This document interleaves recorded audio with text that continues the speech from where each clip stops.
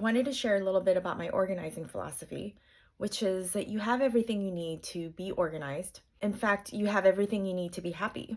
Most of the organizing before and afters that I have in this video were done in a day. I start by cleaning a small area to find flow, and then the energy of order and harmony will reveal itself to me. Put one thing in order and it creates this domino effect where other things will fall into place naturally. I'm a big fan of using what you already have and finding ways to use them. Don't feel like you have to get rid of things only to replace them with something else, because this is what causes clutter in the first place.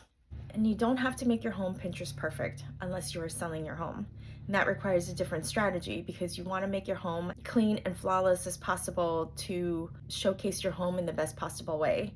Buyers are looking at multiple properties, and so you want your home to stand out. If you're looking to buy a home, start decluttering anyway, because then you don't need to move all the stuff that you're not using to your new home. It will also give you an idea of how much storage space you will need in your new space. Whether you're buying or selling, I do recommend getting your office and paperwork in order so that it will streamline the home buying process.